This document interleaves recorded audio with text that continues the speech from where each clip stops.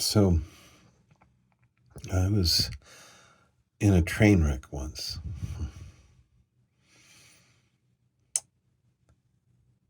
The train was an Amtrak train, and it ran into a sludge truck that was stopped at a crossing. I guess sludge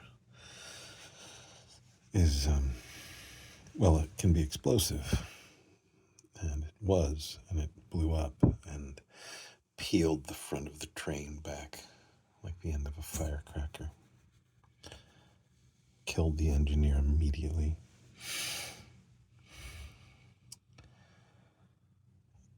And back in the train, passengers, what we experienced was a sudden jolt.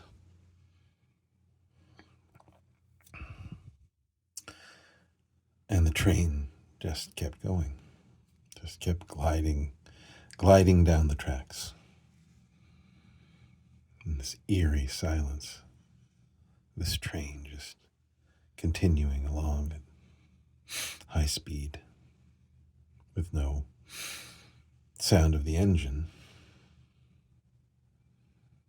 Eventually, another one of the crew members, I think it was the fireman, came walking back from the front of the train. I guess he'd been far enough back in the engine room that he'd survived, and came back covered in blood and a very kind of focused look on his face, barreling through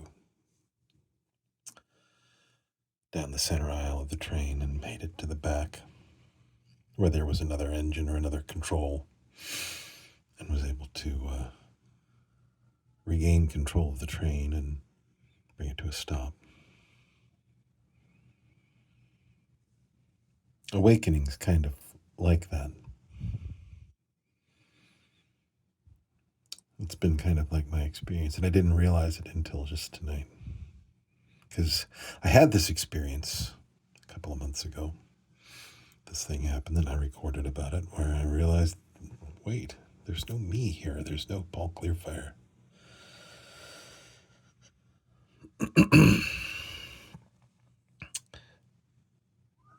And since then, I've been continuing to listen to videos and continuing to study. It's been very interesting. And I've been seeking to recapture that feeling that I had that night, that sense of release or relief.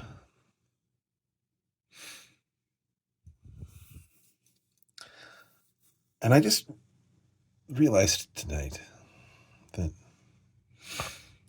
what's already happened, what's already happening, is that collection of thoughts and ideas and feelings to which I've been identified, or to which that which has been identifying itself,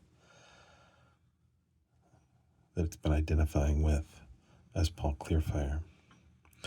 That is, it's like the front end of the train. Boom. It's like the front end of the train just blown back. And I've been coasting along on the tracks as if there was still a motor.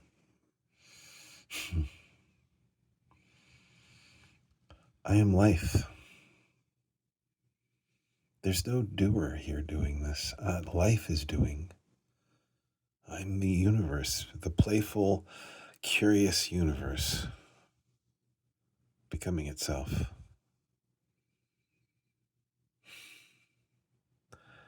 Untouched.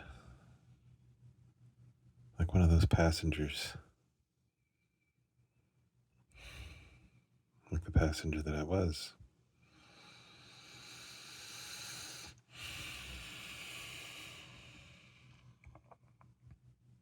Gliding. And the thing is, that jolt, That was just the release of that set of ideas that thought it was in control.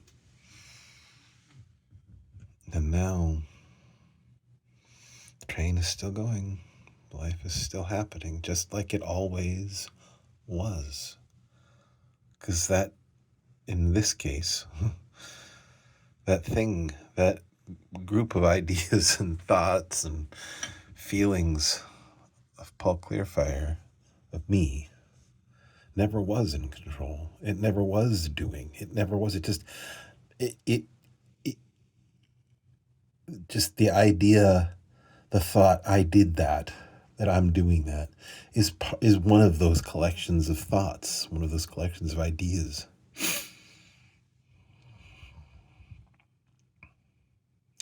And so I, awareness, I, the universe, am still here, universing through this human suit, this apparent collection of experiences. So that's life after awakening.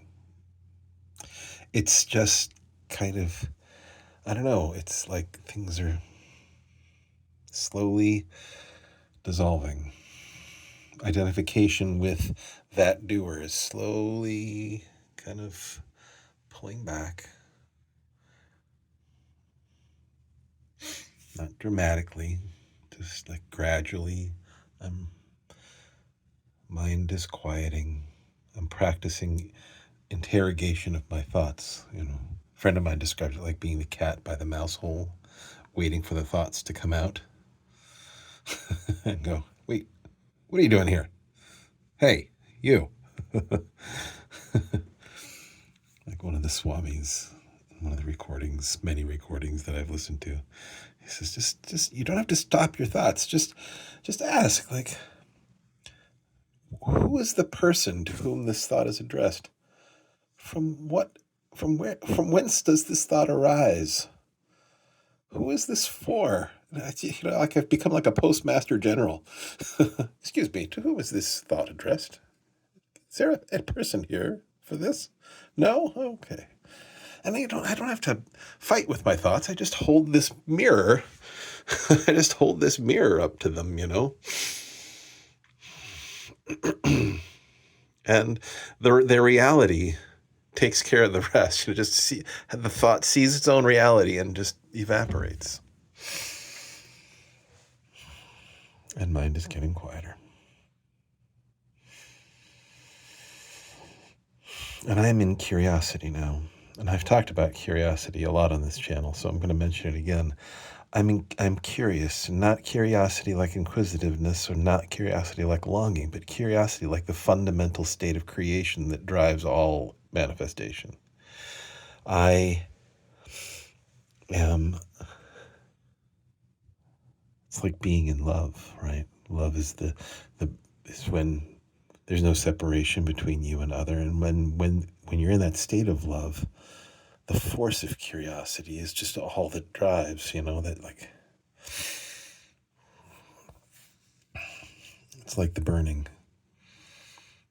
the sun provides light, which is like awareness, right?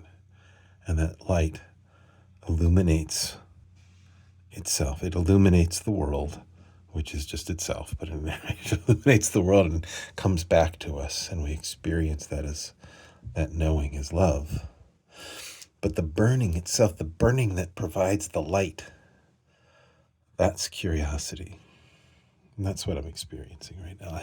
I'm experiencing me as the burning, shining forth, coming back as love. I hope that makes sense. It's not something that a person experiences. Like, there's no person experiencing curiosity. That person doesn't exist anymore. Well, it never did exist. I just now know that it doesn't exist. Something knows. That identification, that sickness is gone, that cloud is past, that knowledge has now cleared the space for curiosity to arise authentically. That's arising curiosity. I wonder. All right, I think that's enough for tonight. Cheers.